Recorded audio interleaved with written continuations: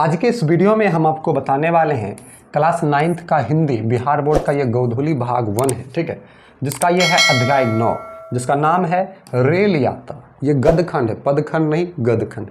अध्याय 9 जिसका नाम है रेल यात्रा। इसमें लेखक रेल पर व्यंग किए हैं, मतलब बताए हैं कि रेल यात्राओं में क्या प्रॉब्लम, क्या समस्याएं फेस करनी पड़ती है और भी विभिन्न प्रकार की समस्याओं की बात की गई है।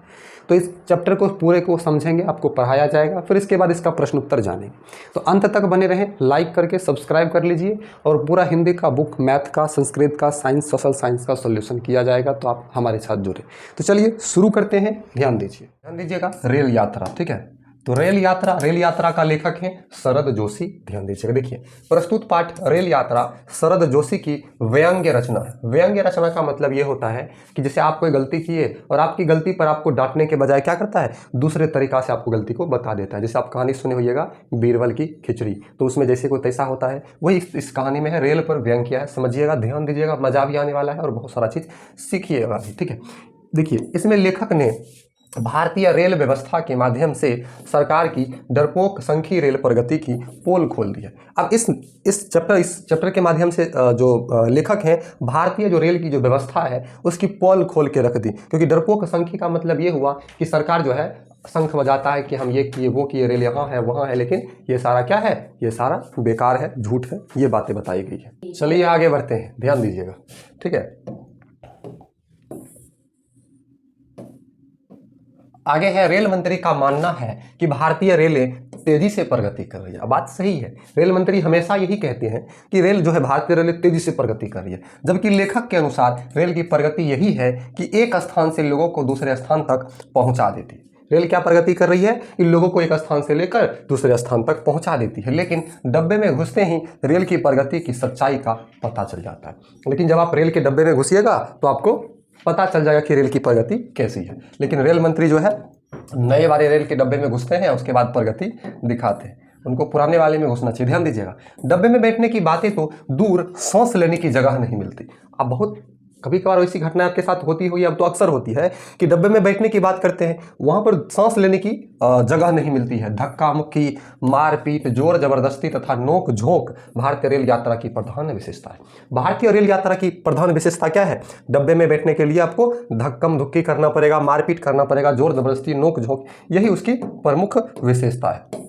अब ध्यान दीजिएगा, आगे बोल रहा है कि सरकारी अव्यवस्था के कारण सीट उन्हें ही मिलती है जिन्हें धन बल है। अब जैसी हमारी सरकारी व्यवस्था है, सीट उनको नहीं मिलता है जिनके पास टिकट होता है, बल्कि सीट उनको मिलता है जिनके पास धन भी है, मनी, पैसा, और जिसके पास बल भी है, ठीक है, धन बल है। कुछ बाहुबली भी साठ प्राप्त कर लेते, बाहुबली जो अपने आप को मानते हैं। लेखक का कहना है कि हमारे यहाँ कहा जाता है, अब लेखक के यहाँ कोई कहावत है, ध्यान दीजिएगा उस कहावत को क्या कहते हैं। लेखक कहते हैं कि हमारे यहाँ कहा जाता है कि ईश्वर आपकी यात्रा सफल करे। क्या कहते हैं? ईश्वर आपकी यात्रा सफल करे। ऐसा क्यों? इस संबंध में लेखक का तर्क है कि रेल यात्रा में भगवान की कृपा ही सर्वोपरि है। रेल यात्रा में भगवान की ही कृपा सबसे ऊपर है, क्योंकि भगवान की कृपा से ही हम कहीं पहुंचते हैं। देखिए यहाँ पर बताया भी गया, क्योंकि रेल कहाँ दुर्घटनाग्रस्त हो जाएगी, निर्दिष्ट स्थान पर कब पहुंचेगी, मतलब कि रेल कब दुर्घटनाग्रस्त हो जाएगी, जिस जगह पर हम जा रहे हैं वहाँ कब पहुंचेगी तथा भीड़ में जगह मिलेगी या नहीं, सारी बातें ईश्वर की कृपा पर निर्भर करती है। बात सही है, अभी हाल ही में रेलवे दुर्घटना हुआ है, आपको पता है। तो जो लोग बैठे होंगे उनको ये भी नहीं पता कि रेल कहाँ जाएगी, कब पहुंचेगी, भीड़ में जगह मिलेगी या नहीं, ये सारी बातें भगवान भरोसे रहता है। यही भारतीय रेल की विशेषता है। भारतीय रेल कर्म पर विश्वास करती है, फल की चिंता नहीं करती। मतलब भारतीय रेल काम पर विश्वास करती है, फल की चिंता नहीं, क्योंकि ध्यान दीजिए इसका दायित्व मात्र निश्चित स्थान तक पहुंचा देना है। भारतीय रेल आपको जहां के लिए आप टिकट कटाए हैं, आपको वहां पहुंचाने का कार्य करती है। अब देखिए कैसे, आपको सिर्फ वहां पहुंचा देती है, चाहे यात्री की जो भी दशा हो। बात समझे, सिर्फ काम की चिंता करती है, आपको जाना है कहीं तो पहुंचा देगी, चाहे आप जिंदा रहो या मुर्दा। इसकी जिम्मेदारी भारतीय रेल को नहीं है, भारतीय रेल इसकी जिम्मेदारी नहीं लेती। वह पूर्ण ईमानदारी से अपना काम करती है। उसे पता है कि जिसे लेखक भारतीय रेलों की अव्यवस्था पर व्यंग्यात्मक लहजे में कहता है कि देखिए लेखक क्या कहता है, व्यंग्यात्मक लहजे में लेखक कहते हैं कि भारतीय रेलों में एक बात सिद्ध कर देती है कि बड़े आराम अथवा पीड़ा के सामने छोटे आराम या पीड़ा का कोई महत्व नहीं। भारतीय रेल ये बताती है कि बड़े आराम के सामने छोटे आराम तथा बड़े कष्ट के सामने छोटे कष्ट कुछ भी नहीं है। जैसे किसी घर में कोई मर जाता है अथवा किसी की शादी तय हो जाती है। देखिए किसी के घर में कोई मर जाता है तो ये क्या है, बड़ा दुख की बात है। या किसी की कोई शादी तय हो जाती है तो ये बहुत ज़्यादा ही खुशी की बात है। लेकिन यहाँ पर समझने की बात है कि हाँ, गांव जाने के लिए फौरन रेल में चढ़ जाते हैं। तो शादी तय हुआ या मर गया तो तुरंत रेल में लोग चढ़ जाते हैं। भीड़, धक्का मुक्की, गाली गलौज सब कुछ सहन करते खड़े रहते हैं। आप कभी झेले होंगे तो कमेंट बॉक्स में लिखिएगा कि बात सही है। जब भीड़ धक्का मुक्की होता है तो सब सहना पड़ता है और सह लेते हैं, क्योंकि घर में आदमी मर गया है अथवा शादी हो रही है अथवा शादी की बात तय गई हो गई है। तो बड़े आराम अथवा खुशी, बड़े दुख अथवा खुशी की बात है कि कोई मर गया है या किसी की शादी हो रही है तो धक्का मुक्की खा कर भी चल जाते हैं। सोचते हैं रोज रोज थोड़ी रेल में आते हैं, आज ही तो आए हैं तो कोई दिक्कत नहीं। ये विशेषता है। भारतीय रेल हमें चिंतन सिखाती है। चिंतन क्या है कि जीवन की अंतिम यात्रा अर्थात मृत्यु के समय मनुष्य खाली हाथ रहता है, उसी प्रकार मनुष्य रेल के समय, जैसे जब मरता है लोग तो उस समय क्या रहता है, खाली हाथ रहता है। उसीलिए रेल यात्रा के दौरान खाली रहना चाहिए।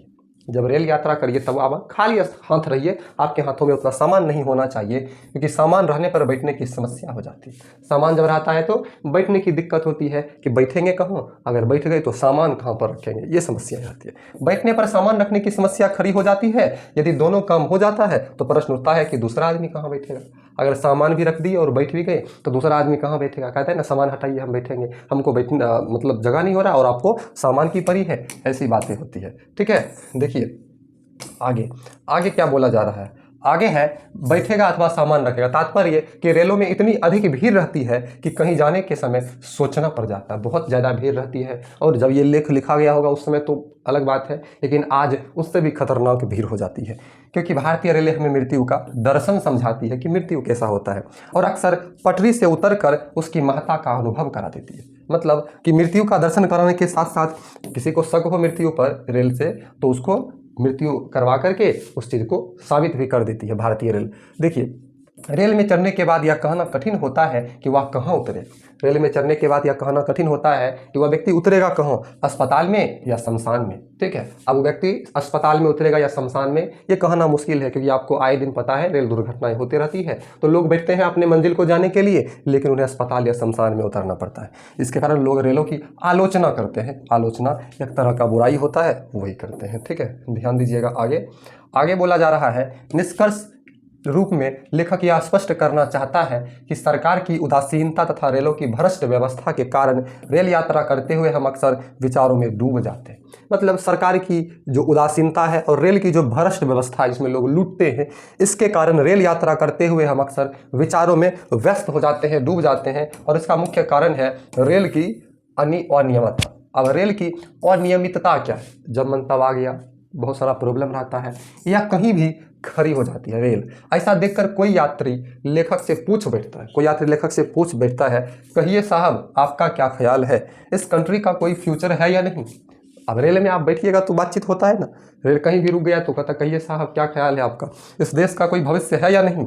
ये लोग अक्सर पूछ बैठते हैं, किससे, लेखक से। या आप यात्रा करिएगा तो आपसे भी पता नहीं, जवाब देते हैं अभी तो सोचिए कि इस ट्रेन का कोई फ्यूचर है या नहीं। और लेखक क्या जवाब देते हैं, पता नहीं, अभी तो ये तय कीजिए कि इस ट्रेन का कोई फीचर है या नहीं। फीचर मतलब फ्यूचर का बात हो रहा है, फीचर नहीं। तो इस ट्रेन का कोई फ्यूचर भविष्य है या नहीं। ठीक है, अतः इससे स्पष्ट होता है कि आज के विकसित परिवेश में भारतीय रेलें एवं भारतीय अभी भी अविकसित है। आज के इस विकसित परिवेश में भारतीय रेलें और भारतीय लोग जो है अभी भी अविकसित हैं, विकसित नहीं हुए। लेखक व्यंग्यात्मक भाषा में कहता है कि आपने भारतीय मनुष्य को भारतीय रेल के पीछे भागते देखा होगा। अब भारतीय मनुष्य भारतीय रेल के पीछे भाग रहे, ये व्यंग्यात्मक शैली में कवि कहते हैं, लेखक कहते हैं। और देखिए लेखक ये भी कहते हैं, क्या कहते हैं, ध्यान दीजिएगा।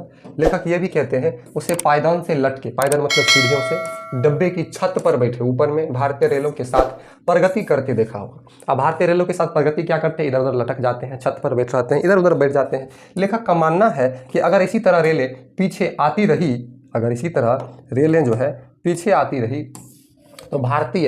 तो भारतीय मनुष्य के पास बढ़ते रहने के सिवाय कोई रास्ता नहीं रहेगा। अब रेलें बहुत लेट आती है, तो भारतीय मनुष्य आगे बढ़ते रहेगा। रेल में सफ़र करते, दिन भर झगड़ते, रात भर जागते, रेल निशात सर्वभूतानाम चरितार्थ करते रहेंगे। मतलब रेल को निशात कहा गया, रेल निशात सर्वभूतानाम चरितार्थ करते रहेंगे रेल में हम लोग यात्रा के दौरान। ठीक है, तो ये चैप्टर आपका ख़त्म हो गया, ये जो है समझा दिया आपको। अब चलिए इसके प्रश्न उत्तर पर हम लोग चलते हैं, तब तक वीडियो को लाइक कर दीजिए, आगे बढ़ते हैं।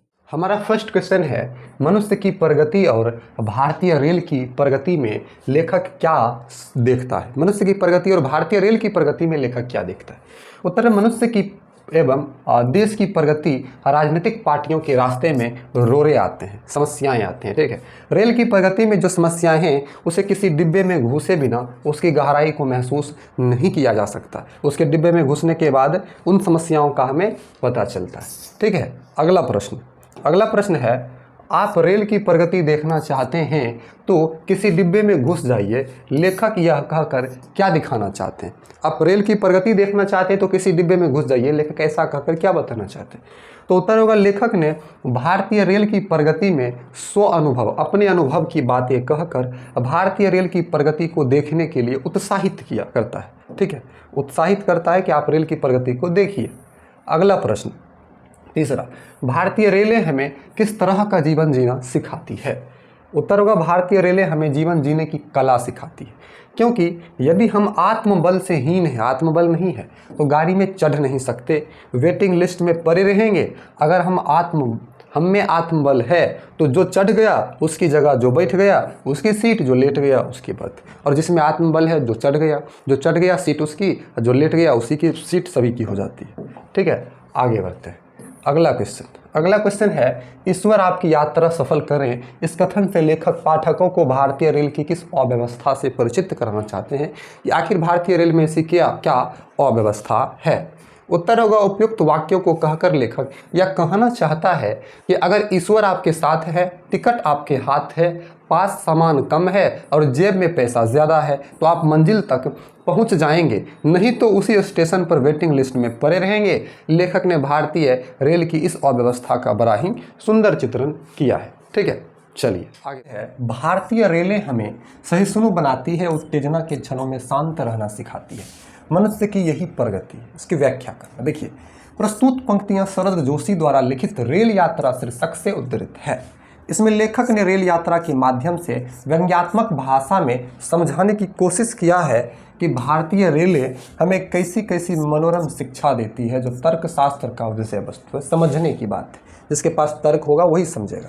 लेखक ने हमें रेल यात्रा के माध्यम से हमारे भीतर के भाव उत्पन्न होते हैं, उसे सहिष्णुता जो बड़े ही सुंदर उदाहरण के साथ समझाने की कोशिश किया है। लेखक का कहना है कि जब कहीं गाड़ी रुक जाती है तो मन बेचैन हो जाता है। गाड़ी कहाँ रुकी, हमारी मातृभूमि का कौन सा स्थान है, ऊपर वाले वर्थ पर बैठे हुए व्यक्तियों के सवालों का खामोशी से सहन करता हूँ, शांत चित्त रहता हूँ, या मनोवैज्ञानिक तथ्य से रेल यात्रा हमें सहिष्णु बनाती है। हम बहुत बर्दाश्त करते हैं, सहनशील बनते हैं, यही पर लेखक बोलते हैं कि रेल यात्रा हमें सहिष्णु बनाती है। चलिए आगे बढ़ते हैं। अगला प्रश्न है, भारतीय रेलें हमें मृत्यु का दर्शन समझाती है और अक्सर पटरी से उतरकर उसकी महत्ता का भी अनुभव करा देती है। अभी हाल ही में 2-4 दिन पहले रेल दुर्घटना हुई थी और अक्सर होते रहता है खास करके। तो देखिए, प्रस्तुत पंक्तियां शरद जोशी द्वारा लिखित रेल यात्रा शीर्षक निबंध से उद्धृत है। इसमें लेखक ने दार्शनिक तौर पर रेल यात्रा को मृत्यु का आभास करार देने वाली संज्ञा देकर व्यंग्यात्मक रूप से पाठक को समझाने का प्रयास किया है। लेखक ने प्रस्तुत लेख में मृत्यु का दर्शन होने की बात पर समझाया है कि रेल में जो भीड़ भाड़ है, उसमें जो कठिनाई है, उसके बारे में वह सोचता है कि अगर शरीर नहीं होता, केवल आत्मा होती तो कितने सुख से यात्रा करता। लोग सोच रहा है कि यदि शरीर नहीं होता, केवल आत्मा होता तो कितने सुख से यात्रा करता। स्वशरीर यात्रा में तो पता ही नहीं चलता कि रेल में चढ़ने के बाद वह कहाँ उतरेगा, अस्पताल में या शमशान में। लेखक ने यहाँ बड़ी चतुराई से मृत्यु के दर्शन का दार्शनिक रूप प्रस्तुत किया। लेखक जो है मृत्यु का दर्शन करवा देता है, बोलता है कि रेल में चढ़ने के बाद पता ही नहीं चलता कि कहाँ उतरेंगे, अस्पताल में कि शमशान में। ठीक है, आगे बढ़िए।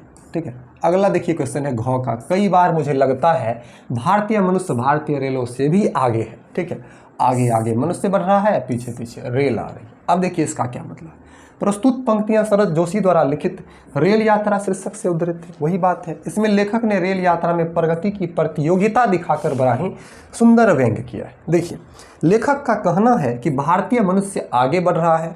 उसे पायदान सीढ़ियों से लटके डिब्बे की छत पर बैठे भारतीय रेलों के साथ प्रगति करते देखकर लेखक अचरज में पड़ जाते हैं। अगर इसी तरह रेल पीछे आती रही, भारतीय मनुष्य के पास बढ़ते रहने के सिवा कोई रास्ता नहीं रहेगा। रेल चलती रहती है, मनुष्य सफर करते, लड़ते झगड़ते, रात भर जागते बढ़ते रहता है। रेल निषाद सर्वभूतानां, जो संयमी होते हैं वे रात भर जागते हैं। भारतीय रेल की यही प्रगति है। ठीक है, अगला प्रश्न,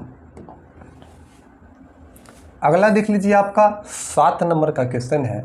7 नंबर बोल रहा है, रेल यात्रा के दौरान किन किन परेशानियों का सामना करना पड़ता है, पठित पाठ के आधार पर बताइए। देखिए उत्तर, रेल यात्रा के दौरान यात्रियों को तो पहले यदि आत्मबल नहीं है तो उसे गाड़ी में चढ़ने ही नहीं दिया जाता है। यदि चढ़ गए तो अपने खड़े तो सामान कहाँ रखे, यदि सामान रखे तो अपने कहाँ रहे। उस रेल में चढ़ने के समय भीड़, धक्का मुक्की, थुक्का फजीहत, गाली गलौज इत्यादि परेशानियों का सामना करना पड़ता है। ठीक है, आगे बढ़ते हैं। अगला प्रश्न है, लेखक अपने व्यंग्य में भारतीय रेल की अव्यवस्था का एक पूरा चित्र हमारे सामने प्रस्तुत करता है। पठित पाठ के आधार पर भारतीय रेल की कुछ अव्यवस्थाओं का जिक्र करें। तो उत्तर है, भारतीय रेल का समय पर ना आना जाना, टिकट कटाने में मुसीबत, चढ़ने की मुसीबत, सीट न मिलने की मुसीबत, इन सारी चीज़ों को समुचित व्यवस्था नहीं होने को ही लेखक ने भारतीय रेल की अव्यवस्था कहा है। ठीक है, चलिए आगे बढ़ते हैं। अगला क्वेश्चन आपका 9 नंबर का है, रेल विभाग के मंत्री कहते हैं कि भारतीय रेल तेजी से प्रगति कर रही है। रेल विभाग के मंत्री क्या कहते हैं कि भारतीय रेल तेजी से प्रगति कर रही है। ठीक कहते हैं, रेल हमेशा प्रगति करती है। इस व्यंग्य के माध्यम से लेखक भारतीय राजनीति व राजनेताओं का कौन सा पक्ष दिखाना चाहता है, अपने शब्दों में बताइए। तो उत्तर को लेखक ने व्यंग्य करता है शैली में भारतीय रेल की प्रगति का बड़ा ही सूक्ष्म विवेचना किया है। ठीक है, लेखक का कहना है कि मंत्री जी के अनुसार रेल प्रगति कर रही है। आप रेल की प्रगति देखना चाहते हैं तो डिब्बे में घुसकर देखिए कितनी परेशानी है। देश की प्रगति के लिए राजनेता कितने उत्साहित होते हैं, मगर देखिए कोई खाते खाते मर रहा है तो कोई खाने के लिए मर रहा है। अंतर है, कोई खाते खाते मर रहा है, कोई खाने के लिए। यही प्रगति का खेल है जिसे लेखक ने व्यंग्यात्मक शैली में दर्शाया है। ठीक है, आगे अगला आपका 10 नंबर का प्रश्न देखिए। 10 नंबर का प्रश्न है, संपूर्ण पाठ में व्यंग्य के स्थल वाक्य चुनिए और उनके व्यंग्यात्मक आशय स्पष्ट कीजिए। देखिए, भारतीय रेल प्रगति कर रही है, लेखक का व्यंग्य है कि हाँ भारतीय रेल प्रगति कर रही है, मगर आप रेल में घुसे तो आपको रेल की प्रगति स्वतः पता चल जाएगी। दूसरा है, ईश्वर आपकी यात्रा सफल करे। इसका क्या मतलब, लेखक ने इसमें इतना सुंदर व्यंग्य किया है कि हम अपनी रेल यात्रा में ईश्वर को भी घसीट लेते हैं, क्योंकि उसी के आप भीड़ में जगह बना लेते हैं। अगर ईश्वर आपके साथ है, सारी सुविधाएं आपको रेल में मिलेगी। संपूर्ण पाठ में वाक्य में व्यंग्यपूर्ण अभिव्यक्ति मिली है। पूरे पाठ पढ़ने में ही मज़ा आता है। आप नहीं पढ़े हैं तो आप हमारे वीडियो को बैक करके देखिए, आप आगे करके प्रश्न उत्तर पर सिर्फ नहीं जाइए। ठीक है, इस पाठ में व्यंग्य की दोहरी धार एक विभिन्न वस्तुओं और विषयों की और तो दूसरी अपनी अर्थात भारतीय जनता की ओर पाठ से उदाहरण देते हुए प्रमाणित कीजिए। देखिए, पाठ में दोहरी धार है, जैसे मंत्री जी भाषण देते हैं कि रेल प्रगति कर रही है। दूसरी धार है भारतीय जनता की ओर, इसलिए कि भारतीय रेल तो प्रगति कर रही है मगर उसमें जो अव्यवस्था है उसकी मार सीधे जनता जनार्दन पर पड़ती है। भारतीय रेल की प्रगति का जितना वर्णन किया गया है उसमें लेखक ने व्यंग्य किया है कि आप भीतर जाइए और देखिए उस अव्यवस्था को स्वतः पता चल जाएगा। प्रगति की राह में कितने अवरोध हैं और कितनी मुसीबतें। ठीक है, आगे बढ़ते हैं, देखिए ध्यान से। अगला आपका क्वेश्चन है, भारतीय रेल चिंतन के विकास में सहयोग देती है। चिंतन के विकास में सोचने में कैसे, व्यंग्यकार की दृष्टि से विचार कीजिए। देखिए उत्तर, लेखक ने भारतीय रेल के विकास में चिंतन करने के लिए प्रेरित किया है। व्यंग्य के आधार पर बताता है, समझाता है। चिंतन की दिशा में ध्यान देने से आदमी उस अव्यवस्था में आता है कि अंतिम यात्रा में मनुष्य खाली हाथ रहता है। सामान रखे तो बैठे कहाँ, बैठे तो सामान कहाँ रखे, दोनों करेंगे तो दूसरा लोग कहाँ बैठेगा। ये सारी बातें चिंतन की मुद्रा में ला देता है और चिंतन की अंतिम ऊंचाई पर पहुंचाकर दार्शनिक रूप प्रदान करता है। ठीक है, अगला प्रश्न आपका है, टिकट को लेखक ने देह धरे को दंड क्यों कहा है। तो लेखक ने बड़े ही व्यंग्यपूर्ण ढंग से रेल यात्रा की असुविधा को उजागर किया है, बताया है। लेखक ने कहा है कि लोकल ट्रेन में भीड़ से दबे कोनों में सिमटे यात्री को जब अपनी देह भारी लगती है, होता है ना, कोना में आप कुछ किया गए तो भारी लगता ही है, वह सोचता है कि यह शरीर ना होता, केवल आत्मा होती तो कितने सुख से यात्रा करती, टिकट वगैरह का फेरा भी नहीं होता, बिना टिकट का ही यात्रा करती। चलिए आगे बढ़ते हैं। आपका अगला प्रश्न है 14 नंबर, किस अर्थ में रेल मनुष्य को मनुष्य के करीब लाती है। तो रेल पर चढ़ने के समय मुसीबत फजीहत के बाद जब वह रेल में चढ़ जाता है, रेल पटरी पर चल पड़ती है और एक आदमी दूसरे के शरीर पर ऊँघ रहा होता है, तो रेल मनुष्य को मनुष्य के करीब लाती है। ठीक है, आप बैठिएगा रेल में तो आपके शरीर पर कोई और सो जाएगा, तो उसी को कवि कहते हैं कि रेल मनुष्य को करीब लाता है। और ये लास्ट प्रश्न है, तो सब्सक्राइब कर लीजिए, लाइक कर लीजिए, देख लेते हैं। जब तक एक्सीडेंट ना हो हमें जागते रहना है। लेखक ऐसा क्यों कहता है। तो लेखक रेल यात्रा के माध्यम से हमें जागृत रहने की सलाह देता है। रेल निषाद सर्वभूताना, जो संयमी होते हैं वे रात भर जागते हैं, रेल में सफ़र करते, दिन झगड़ते, रात भर जागते, बढ़ते रहने की सलाह देकर लेखक सचेत करता है कि जब तक कोई घटना या फिर एक्सीडेंट ना हो जागते रहना चाहिए। ठीक है, चलिए, तो इस वीडियो में हमने आपको रेल यात्रा ये चैप्टर पूरा समझाया, क्वेश्चन आंसर किया। वीडियो को लाइक करके आप सब्सक्राइब जरूर कीजिए। दूसरे विषय मैथ का, संस्कृत का और भी विषय का वीडियो डाला गया है, आप प्ले लिस्ट में जाकर जरूर चेक करिए। धन्यवाद, मिलते हैं अगली वीडियो में।